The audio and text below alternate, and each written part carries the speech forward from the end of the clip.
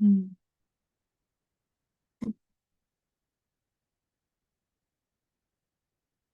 Of course, I always want to talk about my son. He was incredibly cuddly and loved to laugh and giggle. He admired and adored his older brother, Jake. He ate fish fingers and garlic bread all the time and loved chocolate and the color purple. And, I only had 6 years with him, but he is still with me in my heart every single day.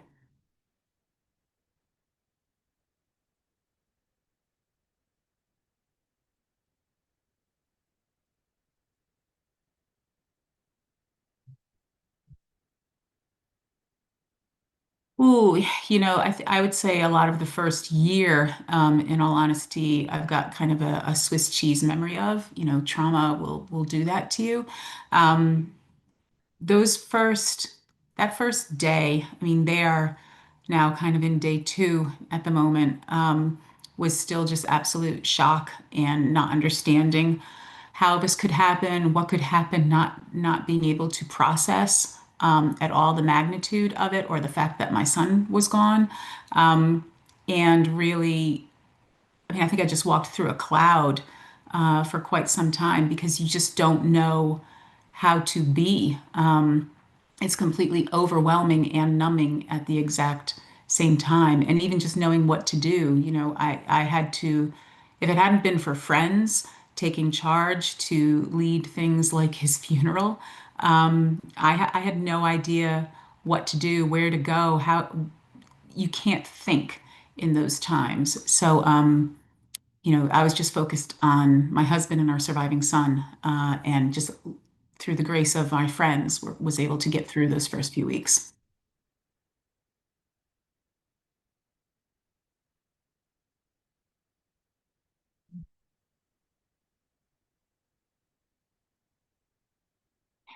It is, it is a living nightmare.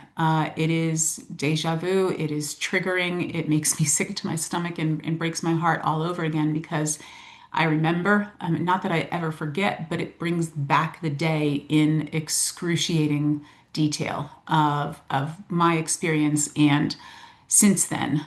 So thinking about the community, thinking about the families who have had a child killed, thinking about the families whose children survived, thinking about the community at large and the ripple effects that they don't even know are going to be happening over the rest of their lives. It's very, it's like my heart has been torn open and is bleeding freshly all over again. You can't describe it really.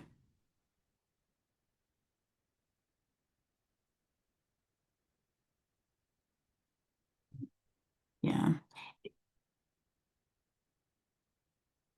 I do have significant outrage that this keeps happening, and especially because there are so many solutions to prevent these acts. And this school shooting was a preventable tragedy, as was Sandy Hook, as was almost every single school shooting you can think of. And the fact that we have the solutions, but don't necessarily have the courage or the will to put them into place across the country is very frustrating. I get outraged as well with people who just point to politicians not doing their jobs. I don't think this is just about policy. I think this is about all of us. And whether that's advocating for policy change or whether it's bringing violence prevention programs in school, whether that's recognizing warning signs and saying something, we all have a role to play. And if we are just left in hopelessness or thinking someone else is going to take care of it, then we are allowing this problem to continue. And our children are dying. And if that can't compel you to action, I'm not quite sure what would.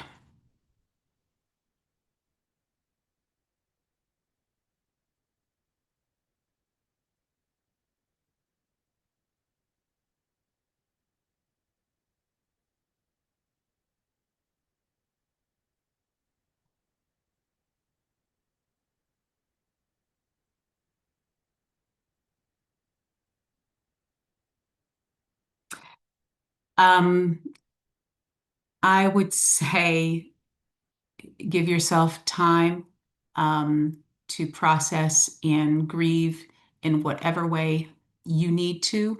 No decision that you make at this point is right or wrong. You have to do what you feel in your heart. And sometimes that can just be putting your arms around your family or any surviving children and just being. Waking up every morning can be enough. And don't feel that you immediately have to advocate for something. Trust your own process, trust what's in your heart, and just love and remember the child that has now been taken from you. And then you can decide how you want to honor them.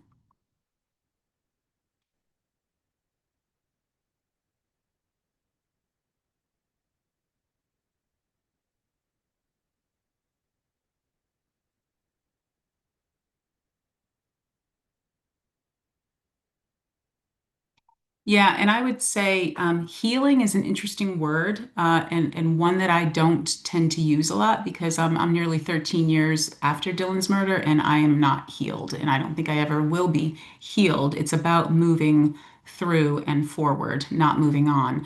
But I think the things that I remember being helpful are friends who were able to hold me up and support me. And, whether it was a meal train or whether it was taking me to the florist to choose flowers for Dylan's memorial service or his urn, helping me understand getting relatives in and offering their homes for people to stay at. If it hadn't been for my friends, I would have been completely lost. So relying on your community and your friends, those who want to support, let them in. That was super helpful. I also know that a month after the shooting, I met with survivors of other mass shootings and family members who had lost people, who had had people killed. And while I think 1 month out was too early for me in retrospect, because there was still so much to process, knowing that there were people who had survived this before and found a way through told me at some level, I can do this no matter how much I'm in pain right now and how impossible and dark this seems. I will find a way forward. And that's something that myself and my co-founder Mark Barden, whose son Daniel was killed at Sandy Hook, we do that regularly. We offer to go to families and just speak with them when they are ready, at whatever point in their lives, because you need to know that you have people that can understand what you've gone through as well.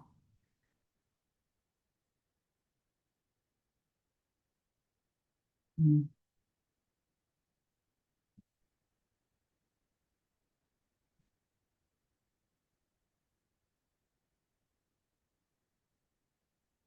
That is a really tricky one. The experience at Newtown and what I've seen in other communities as well is that at first everyone does come together and it's all about support and alignment. What can happen, unfortunately, is deciding what does that look like, and that can cause fractures. And I think the most important advice that I can give is understand that there is no one journey, there is no one right way. Every family is going to want to do something different. Every community member might have a different opinion on what do we do at the church? What do we do as a memorial? What do we do on the 1 year mark? And I would just please advise grace and space for each other, because there's so much passion around wanting to help that sometimes that can cause conflict. And what you don't need now is conflict.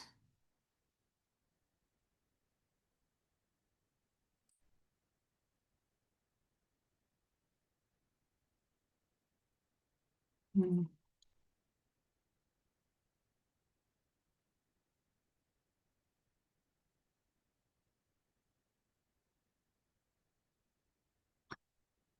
I would suggest you continue having conversations, and whether it's something small that you can do, for example, sending a meal, supporting a family in some way, if there's a certain charity that they want for their child to be remembered, support that. Give them their space as well. It can be very challenging sometimes if you feel people are staring at you. Don't expect someone to be okay, and don't smother them at the same time. But I think just giving them that space and grace, letting them know that you're there and that you support them without forcing your own ideas on what that support should look like. It can be a very challenging time, but I would also say for the community, understand that this ripple effect of trauma and loss starts at the epicenter with those that were at the school, but it goes out very broadly. So look after yourselves. If you have children, have conversations with them. Don't shy away from the topic. Help them process and talk about their feelings and emotions in this moment as well. Silence is not a good response in this moment. You have to allow the feelings to be felt and the emotions to come up so that all of us, adults and children, can process so that we can find our own way forward.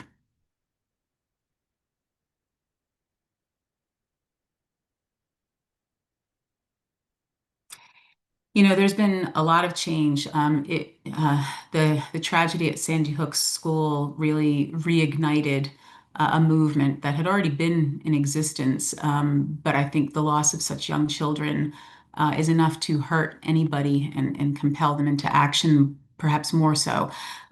There's been significant numbers of groups that have launched after Sandy Hook. We've also seen a lot of more schools focused on school safety and defining what are the preventative measures that we can do to ensure that we recognize when someone could be in crisis and get them the help that they need, or how to prepare in the event of something horrible, such as practicing drills, or after an event, know what to do and how to have conversations and how to get mental health support and how trauma lasts for so long. So I think there's been a lot of knowledge that has increased, a lot of awareness of the issue, and a lot more demand for change.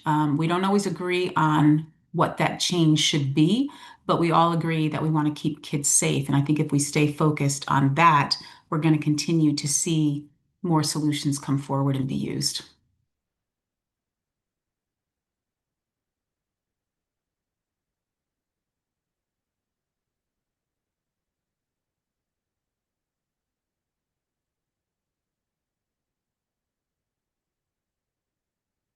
So, Sandy Hook Promise is a national nonprofit. We're completely nonpartisan. So we advocate for solutions that work within K through 12 schools that help teach young people and the educators and adults around them how to recognize warning signs and how to take action. We also work a lot on the policy side, state and federally, to support mental health, school safety, gun safety, and we write a lot of legislation on, for example, what are appropriate guidelines for active shooter drills so that they are trauma informed and age or developmentally appropriate. We advocate for things like extreme risk protection orders, which in time we'll find out if that could have been used here to help prevent this tragedy. We also advocate for suicide prevention and school violence prevention. We've been incredibly successful. We've stopped, as a direct result of our training, 18 school shootings already. Um, but then things like yesterday happen, and we realize that no matter how fast and hard we work, we still have a long way to go to keep all children safe.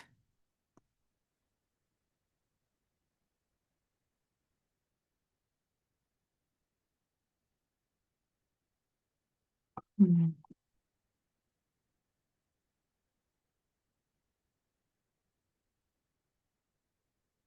Mhm.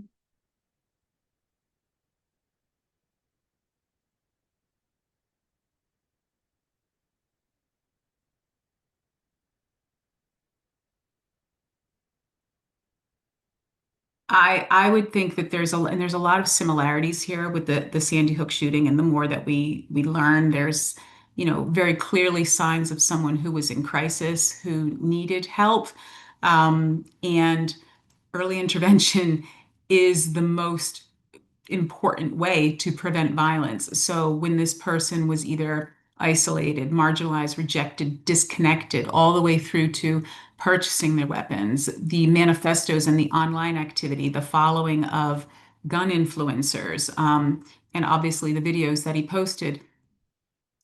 The best thing would have been someone would have seen those things. Someone knew that this person needed help, was in crisis, was potentially in crisis for harming himself or harming others, and should have said something. So I think helping people understand what the signs are and that they need to act immediately and take it seriously and to tell someone when they see it, that could have prevented this. Extreme risk protection orders. Minnesota has this law in place, and that absolutely, that's about recognizing the signs. And when those signs are recognized, a legal and appropriate way to temporarily separate someone from their firearms. That way, the shooter could have gotten the help that he needed and not had access to the weapons. Those interventions are all about preventing tragedies. And I think as we learn more about this shooter and his motives, but also why someone didn't say something, why someone didn't know perhaps that there was an extreme risk protection order law in Minnesota that could have been used, and how do we educate more people so that this life-saving tool is used?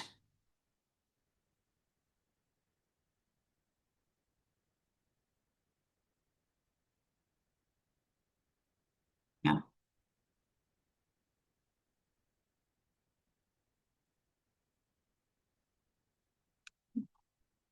I wouldn't say at the beginning I had a lot of hope. But I think what has given me hope and what continues to giving me hope is knowing that these acts are preventable, knowing that we can take action, and knowing that if all I do is fall into hopelessness, I'm not actually helping make change happen. Um, None of us should be hopeless because all of these acts are preventable, and there are actions that we can take that will make a meaningful difference and help save the lives of others.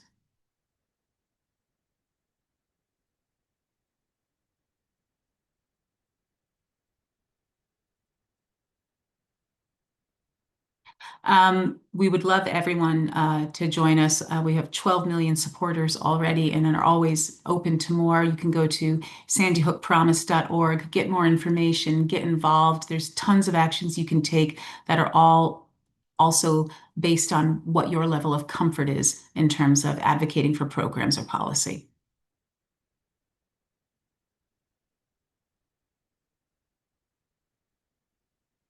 Yeah,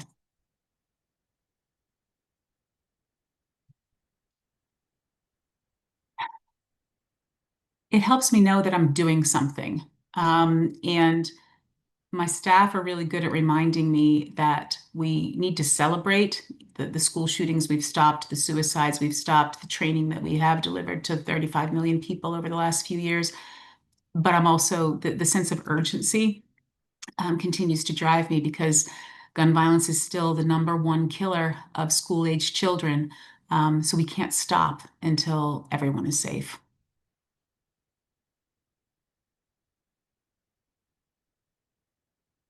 Thank you.